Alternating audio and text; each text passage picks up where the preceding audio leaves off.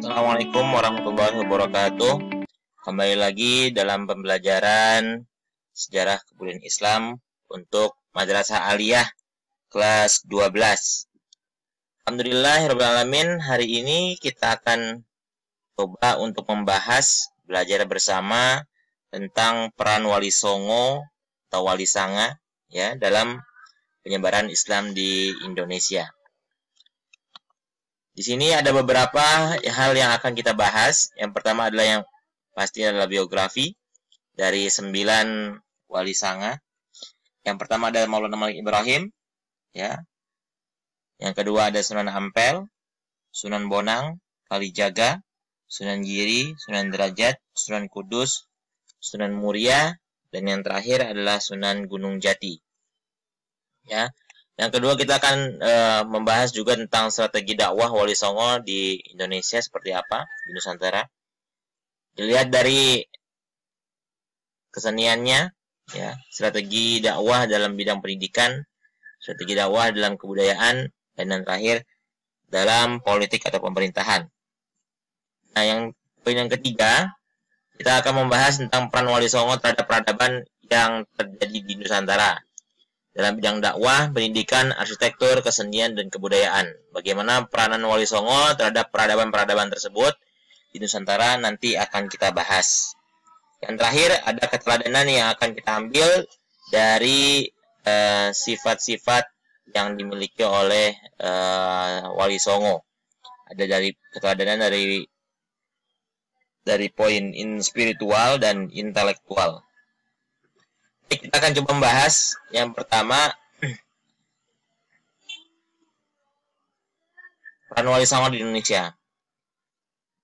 Ini ada 9 ilustrasi ya, lebih ke ilustrasi tentang Wali Songo. Ada Sunan Bonang, Sunan Ampel, Sunan Giri dan lain sebagainya sampai Sunan Muria. Kata wali adalah bahasa Arab artinya adalah pembela, teman dekat dan pemimpin. Dalam pemakaiannya, wali diartikan sebagai orang yang dekat dengan Allah atau biasa disebut dengan waliullah. Ya, Sanga atau Songo dalam bahasa Jawa artinya 9. Jadi Wali Songo artinya 9 wali yang merupakan pelopor dan pejuang pengembangan agama Islam di Pulau Jawa khususnya pada abad ke-15. Ya, 9 wali tersebut yang tadi sudah Bapak sampaikan, Maulana Malik Ibrahim atau Sunan Gresik, ya, Sunan Ampel, Sunan Bonang, Sunan Giri, Sunan Derajat, Kalijaga, Kudus, Muria, dan Sunan Gunung Jati.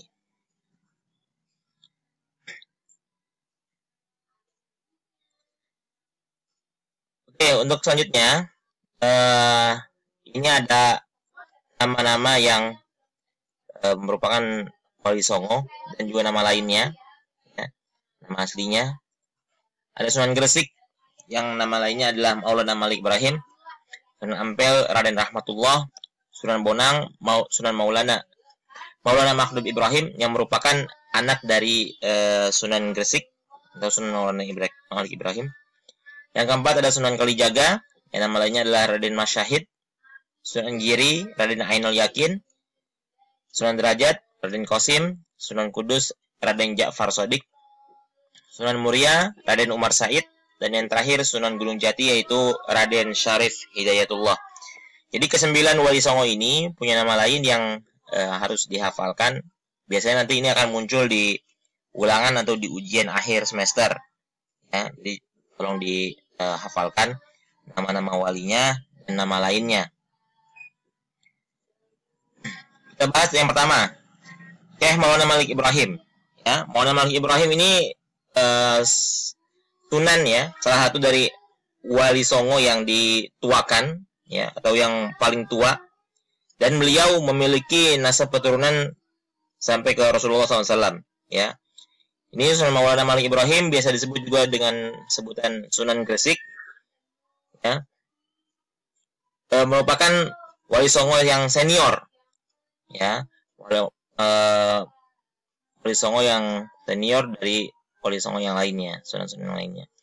Syekh Maulana Ibrahim adalah keturunan dari Ali Zainal Abidin, cicitnya Nabi Muhammad SAW. Ya, Syekh Maulana Malik Ibrahim, ya, Sunan Gresik, bermukim di Gresik. Ya. sampai sebagai penyiar Islam pertama di tanah Jawa, sehingga dianggap sebagai ayah dari Wali Songo. Jadi Syekh Maulana Malik Ibrahim Sunan, atau biasa disebut dengan Sunan Gresik, merupakan Sunan salah satu dari Wali Songo yang paling tua, ya, yang paling dituakan, yang paling senior di antara sunan-sunan yang lainnya. Yang kedua ada Sunan Ampel atau Raden Rahmat. Ya. Sunan Ampel ini wafat pada tahun 1406 Masehi. Ya. Sunan Ampel atau Raden Rahmat adalah putra Raja Champa. Ayahnya bernama Ibrahim As-Samarkandi yang menikah dengan putri Raja Champa yang bernama Dewi Chandrawulan. Raden Rahmat ke tanah Jawa langsung ke Majapahit karena bibinya Dewi Dwarawati diperistri Raja Brawijaya dan istri yang paling disukainya. Ya. Jadi Sunan Ampel ini biasa disebut juga dengan gurunya para Wali Songo. Ya. Beliau juga merupakan pelopor berdirinya pesantren, ya, di Pulau Jawa dan di Indonesia. Jadi pesantren ini awalnya bermula pada Sunan Ampel, ya, disebut dengan gurunya Wali Songo. Nah, Sunan Ampel ini punya anak, nanti akan kita bahas, yang salah satu yang ada yang menjadi Wali Songo yang berikutnya. Yang pertama anak dari Sunan Ampel adalah Sunan Bonang, yang kedua adalah Sunan Derajat. Ya. Nah, Sunan Ampel ini mengajarkan, salah satunya adalah tentang molimo. Ya, molimo itu maksudnya apa? Molimo itu adalah 5 hal yang dihindari, yang harus dihindari oleh umat-umat Islam. Yang pertama adalah moh madon, jangan berzina; moh main, jangan berjudi; moh ngumbi, ya, dilarang mabok, ya. Yang keempat, moh madat, jangan mengganja, ya, narkoba. Yang kelima adalah moh maling, ya, dilarang untuk mencuri. Jadi kelima istilah ini disebut dengan istilah molimo, ajaran molimo yang diajarkan, yang dipelopori oleh Sunan Ampel, ya. Sunan Ampel wafat pada tahun 1406 Masehi. Beliau dimakamkan di Masjid Ampel di wilayah Surabaya. Ya, sampai sekarang makam beliau masih banyak dikunjungi peziarah dari berbagai daerah, ya, dari seluruh pelosok. Yang kedua itu tadi Sunan Ampel. Yang ketiga ada Sunan Bonang atau Maulana Makhdum Ibrahim. Ya. Tadi yang sudah Bapak sampaikan, Raden Maulana Makhdum Ibrahim adalah putra dari Sunan Ampel, dari istri yang bernama Dewi Chandrawati. Ya. Sunan Bonang dikenal sebagai ahli ilmu kalam dan ilmu tauhid. Ya, Sunan Bonang banyak belajar di Pasai. Kemudian sekembalinya dari Pasai, Maulana Makhdum Ibrahim mendirikan pesantren di daerah Tuban. Ya. Dalam jalan kegiatan dakwahnya, Maulana Makhdum Ibrahim atau Sunan Bonang mempunyai keunikan dengan cara mengubah nama-nama dewa dengan nama-nama malaikat sebagaimana dikenal dalam Islam. Hal ini dimaksudkan sebagai upaya persuasif terhadap penganut ajaran Hindu dan Buddha yang telah lama dipeluk sebelumnya di wilayah Jawa. Sunan Bonang meninggal pada tahun 1525 dan dimakamkan di Tuban di pesisir utara Jawa bagian timur yang menjadi basis perjuangan dakwahnya.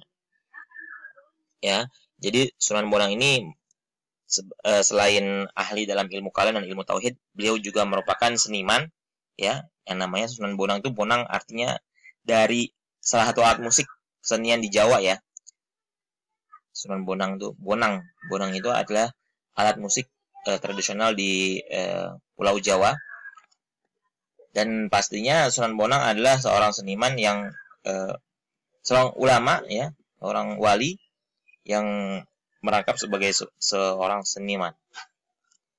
Lanjut, yang keempat adalah Sunan Kalijaga atau Sunan Kalijogo, Raden Syahid.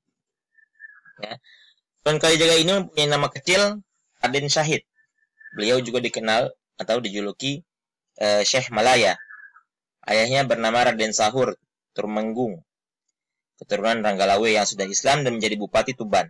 Sedangkan ibunya bernama Dewi Nawangrum. Ya, Sunan Kalijaga merupakan salah satu wali yang asli orang Jawa. Ya, sebutan Kalijaga menurut sebagian riwayat sejarah berasal dari rangkaian bahasa Arab Qadi Zaka, ya, yang artinya adalah pelaksana atau membersihkan. Jadi Qadi Zaka ini di pendapat masyarakat Jawa artinya adalah Kalijaga, yang berarti pemimpin atau pelaksana yang menegakkan kesucian dan kebersihan. Ya, Sunan Kalijaga meninggal pada tahun pertengahan abad ke-15 dan makamnya ada di wilayah Demak, Jawa Tengah. Oke, Kalijaga ini, Sunan Kalijaga, ya, ada juga mayoritas Wali Songo yang menggunakan alat musik atau lagu-lagu menjadi sarana dakwahnya. Seperti Kalijaga ini punya salah satu syair yang terkenal sampai sekarang yang judulnya Lir Ilir. Ya, lir ilir, tandure sumilir. Dan nanti kalian bisa lihat lagi lagunya tentang Lir Ilir. Oke, selanjutnya ada Sunan Giri, atau biasa dikenal juga dengan Raden Paku atau Raden Ainul Yakin. Ya. Raden Ainul Yakin atau Raden Paku adalah putra dari Syekh Maulana Ishaq, yaitu murid dari Sunan Ampel. Raden Ainul Yakin dikenal dengan sebutan Sunan Giri. Sunan Giri merupakan saudara ipar dari Raden Fatah, dikarenakan istri mereka bersaudara. Oh, ya. Raden Ainul Yakin yang masih kecil di bawah asuhan seorang wanita kaya raya bernama Nyai Gede Maloka atau Nyai Ageng Tandes. Setelah menginjak dewasa, Raden Ainul Yakin menimba ilmu di pesantren Ampel dan Denta, wilayah Surabaya, milik dari Sunan Ampel. Di sini ia bertemu dan berteman baik dengan putra Sunan Ampel yang bernama Maulana Makdum Ibrahim. Itu siapa tadi? Anaknya yang bernama Maulana Makdum Ibrahim? Ya, Sunan Bonang. Ya, jadi ketemu tuh. Ya, Sunan Giri bertemu dengan Sunan Bonang, ya, di pesantrennya milik Sunan Ampel.